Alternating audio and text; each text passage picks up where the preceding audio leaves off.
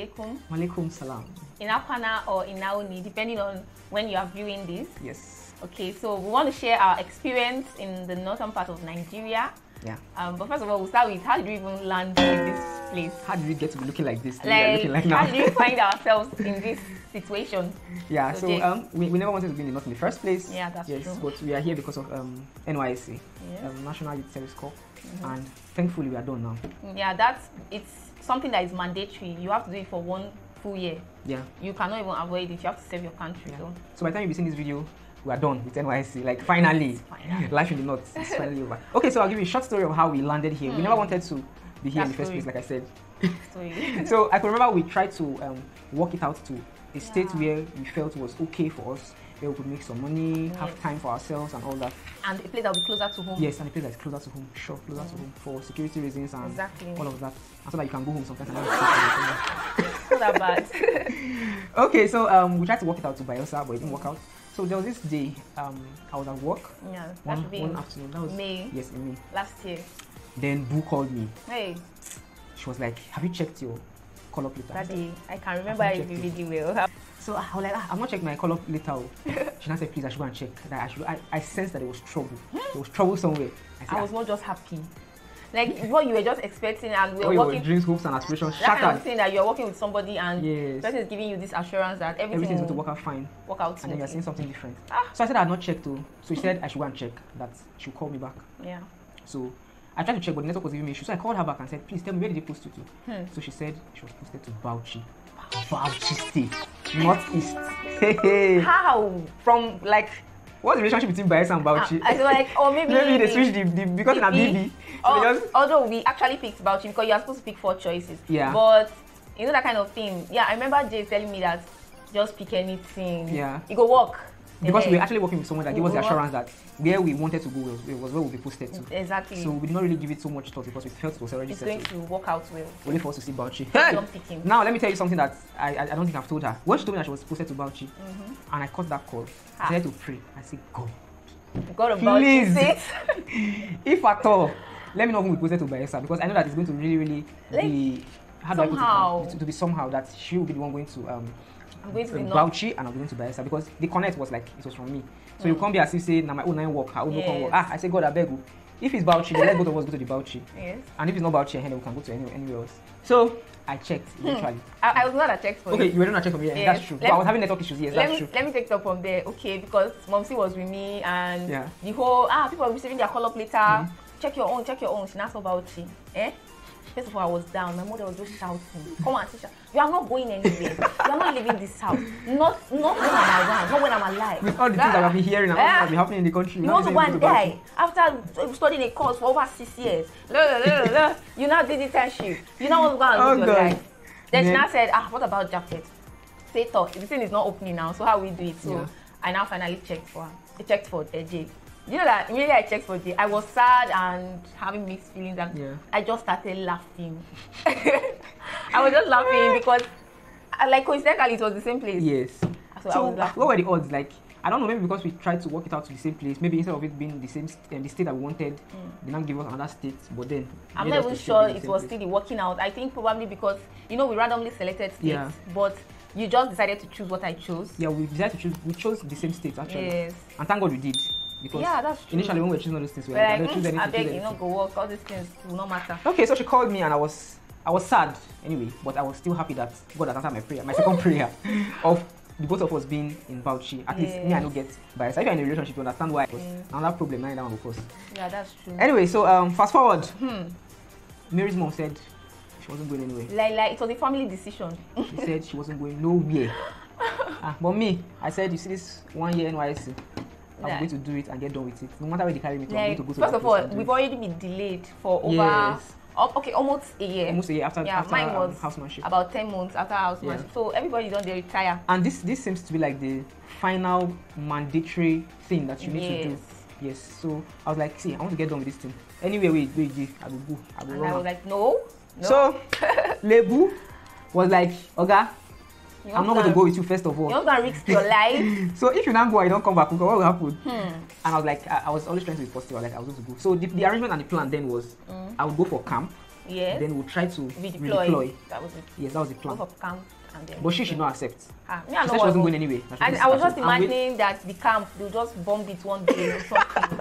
I don't know how it will feel like. You just wake up, you just see on news that armed men attacked the camp and took away some people, and then because that's what has been rampant on the news and everywhere. So it was scary. Everyone, especially the northeast, so we're really scared. But a part of me was like, guy, you will do this thing, you'll come back. No fear. A lot of, in fact, there was nobody that I told that I was posted to Bauchi that did not scream. Everybody was like, what? Bauchi? Don't tell me you are going there. There was nobody that did not advise me that I should not go. She had already made her decision that she wasn't going. I wasn't going. And then I remember we had a very long conversation. I said I was going to go. She said she wasn't going to go. And then I said I'll go for camp and then we'll try to redeploy. She said, what if it doesn't work? I said, if it doesn't work, so be it. I'll spend my 1 year in Bauchi and I'll come back. But let me go and see exactly what's happening there. And then if it's that bad, then I can come back. I know a lot of people, a lot of friends that actually did not even go for camp in the first place. Yeah. Some went for camp and after camp they didn't come back. So everybody and their own. You can't really blame anybody because everybody treasures their life. It's understandable. You cannot just come and live life to this age and then throw it out for nothing. Like you are serving your country, and it's not like you're compensating your family or anything. It's your family that bears the whole brunt. And so, and we've actually heard of a lot of cases of people who, by virtue of traveling long distances, they have an accident, even short distances because of the NYC. They've had accidents and they've lost their life. Some were robbed, some were kidnapped, and all those. It was so scary. It's really a scary time in Nigeria as a whole when corps members are being posted, because a lot of students, children of different parents are on the highway, so there's usually a lot of fear, especially for those who are going to the north. And especially because we are southerners, we've never been to the north. Yes. If it's like, okay, some of my friends that I met here, they were posted from Jigawa, as in from one northern state to another. It's not a big deal. Okay, so that's the story of how we landed here. Eventually, I think I was able to persuade her. I said camp only. Camp only. Camp only, and then 3 months later we'll redeploy. But then, seriously, we don't finish January. We don't finish. So you need to give me some accolade.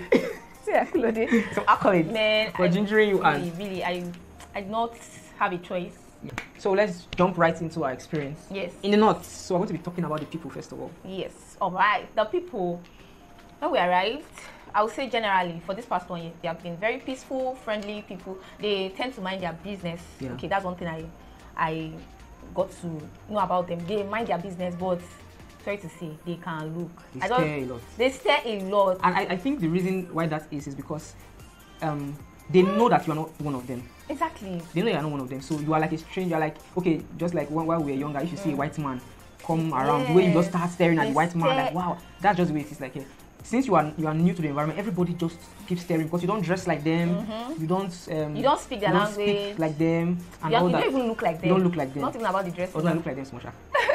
So it's very easy to know, and they are quite sincere, especially when it comes to their dealings with people. Okay, let me just quickly chip this in.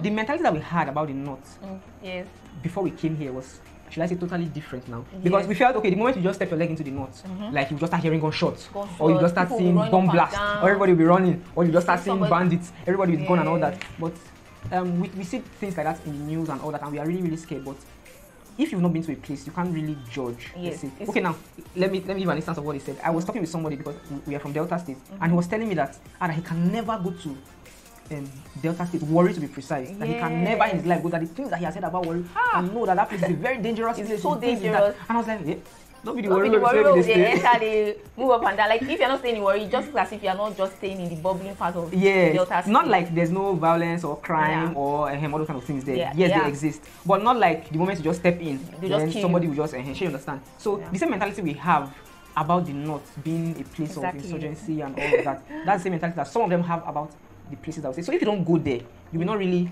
know what it feels like. So it was a different thing entirely that we met when we came here. Friendly people, peaceful, minding their business. Nobody is wearing police uniform or no security. No crime, nobody is disturbing you. Man, then I also noticed that there were a lot of children. Yeah, that's true. This place has children. A lot of children. And they are so children oriented. Like, even we're trying to make it as real as it was. Even at my place of work, like, it's more like a competition. Probably because of the polygamy, and so this wife is trying to compete with the other one, and I'll do, oh, you gave birth to 9. Well, I have 13 children, so I'm the head. So that's what it's all about. It's a scene of pride. Yes, it's a scene of pride. So it's a children-oriented place. Yeah. And then when we arrived here, it was a bit difficult. Should I say, not a bit, it was very difficult trying to communicate with people. My own. Absolutely difficult. Okay, I was born in the north. I was born in Niger State, Mina. So I have little knowledge of Hausa. At least I can speak one or two. But that has been dormant for quite some time. For many years. It was reactivated when I came here. So all those ones that have been sleeping in my brain, they just have to come alive back. Up from the grave. They arose. So for the part of Bauchi that we are in, yes, majority, you hardly find a person that is able to speak. Let me say 92% Hausa. 92 is even small. 98% of people speak Hausa. Honestly, we are not joking. Like the town that we are in Bauchi State, yes, 98% of people. So while we're on our NYC uniform, if we're trying to approach anybody to ask questions, we just see them running away. You're not running, like because they know that you're going to talk to them, like you're going to speak English to them, and they will not be able to respond. Yeah. And it feels maybe like an embarrassing situation or something. Well, funny enough, it's you that will feel embarrassed because the way they will be laughing at you. Yeah, some of them when you speak English, then they'll be laughing at like, who is this one when they speak English? Like, remember those times you used to go and maybe you repair something and you're asking who is the person in charge, and they will just start laughing. Like you know, just join. You now come back and be saying, God, he felt so embarrassed. Like, they don't know how to speak their language. I said I had to squeeze my brain and bring out all the Hausa that I had inside of me to be able to survive here. It was really difficult. Yeah, so I can say at least we've learned, at least you were able to get your Hausa back. Yes, and learn even more. I had to start picking up words. Yeah, at our workplaces, they had to give us interpreters. Yes. Yeah, in the hospital, so that we can work communicate effectively. If not, how you wanted a six person where they speak only Hausa? Then these people, they are very careful. Like they don't bother about life. Okay, they have this belief that what will be will be. Exactly, and they live each day at a time. Yes, let's just live today for today. There's nothing like competition. Nobody. This place, there's no competition. You feel like wear the same dress for 1 week. Nobody. If you like wear slippers to work, nobody is like concerned about how you dress. Nobody compliments you. Whether you are trekking, whether you are riding bike, or whether you are driving the biggest car. They are not so money conscious. Nobody is interested in even that. in their shops, unlike in the south and east, that you see them waking up very early. In this place, work time, opening store time is at from 10. Yes, now that time that we came first, we're feeling we're still in the south. All those morning review, blah blah blah, coming early, wardrobe. You will come, you will not see anybody. Even their stores, like we say. Yes. Before they open their stores, their shops, their markets, they take their time to do things. They don't really. I don't think they really have a goal as to how much they want to make in a day. Just give us. If you can just get the amount, you say chop for that day. They're fine. Yes. They're fine. There's no competition with anybody. It's just food on the table for that day, and they're okay. Exactly. And that kind of life is really stress free. Yeah. You're not bothering about anything. Yeah. Then on that I noticed the women. Okay, because I worked at Labour Ward. Yeah. They know they cry you. If you've been to Warri, the central hospital in Warri, and you come here, you'll be like, no, this is not a maternity. Anywhere, say, not even only Warri, anywhere in the south. Like, these people they bear so much pain, and it's like a pride to them that I just pushed out this child. Nobody's shouting, nobody. Then if they lose their loved ones, okay, then when I was pediatrics, they lose their loved ones. You don't even need to. It doesn't feel like anything happened. Like you see that breaking bad news, forget it. They don't need it. That you will not be like, please come to my office, madam. I'm sorry. They will just start speaking outside. Then the interpreter will tell you. She says she understands that everything. Yes. And then they will say something. God gives and God takes. Yes, it's God's will. So. And then they bury that. Not like in the south, people start crying, wailing. The mother will start rolling. Nobody cries. So, any other thing about these people? All right. They are also very modest. I noticed that they don't joke with their women at all. They don't joke with their women. They have high regard for their women. Yes. And talking about their women, they are modestly dressed. Very, very. It's all covered up. And everywhere is covered. They are men too. You hardly see people showing skin, showing flesh, short sleeve, chest, or showing their legs or chest. No, you can't see that. Yes. They're really, really very modest. Some of them even go as far as covering from head to toe. You won't sense except their eyes. Yes. Some even cover their eyes yourself. Yes, and most of them, or everybody here wears native, wears material clothing. Yeah. Yes. They are not like us in the south that we are wearing jean, polo, all these things. Most of their attire here is. It's just. What do they have a special name? Is it Nigerian made? Like just native attire. Maybe I'll put a picture here of how exactly they look like. And that's for Monday till Sunday. Yes, so. So that's it. Then another thing I noticed about these people, okay. And once you're a married person or they know that you're betrothed to someone, okay, generally they don't hug, they don't shake. No, they don't have close contact. Like, no contact. Unlike our side. Hey, my guy! How you doing now? Please try it in case you find it everything. What? That was one of the early things that they told us when we arrived here. Please stay away from your women. Don't try to examine. As a matter of fact, if you want to ask anybody questions, I'd rather to go and say the male, so that they don't have the wrong impression of what you're trying to do. Then another thing, okay, about these same people is that when we first came, I was finding it hard to believe that I was not hearing music. That's true. You know, if you stay in the south, like I tell people that I talk about this NYC life with. If you stay in the south, like you are really the life of the party in the south, and you come to the north, you're not able to survive. You can't survive because this place is no music, no, it's not bubbly, no bars. I've not seen a single bar. No bar. They don't even take alcohol, so how you want to see? So how you want to see? Okay, they are restaurants. Yeah, they are restaurants. But they don't even play music. They don't play. It's not bubbly as you. There are no places that you can say, okay, I want to play games. Like their social life here is very. Okay, which word do we use now so that it does not look like?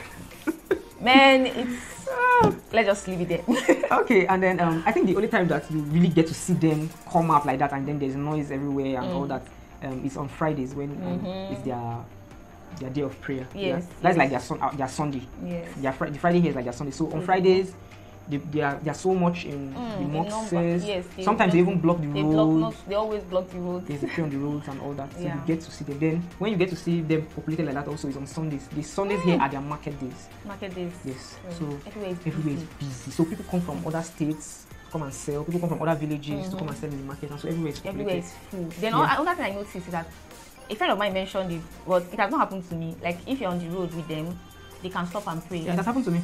Okay, yeah, it has also happened to you. I know the girl has told me that they will just stop on the road and then start praying. They are very, very. I think Christians should actually learn from Muslims. They are quite religious. Yeah, they're very religious. They are very religious. I'm just trying to like cut out this niche and just talk about it. They don't joke with their religion, especially when it comes to their prayers. Like she was saying, I've been on the road before. We're transiting from Bauchi town to Azare, where we are doing our PPA. And when it was time for prayer, the driver stopped the car. You don't even... They went to do their ablution, that's what they call it, yeah? Where they wash their hands and all that. Yeah. And they prayed. Until they finished the prayer, before we continue. You will not be Muslim, you will just stay and be waiting for them. It's that serious. They take it very... Even at work, when I'm consulting, once it's time for prayers, no matter who they are saying, no matter where they are, no matter what's happening, they don't even care what you are. They will leave their goods. They will leave their goods and go and... That one night, they important past the... I'm going to pray. If you can wait. If you cannot wait, you...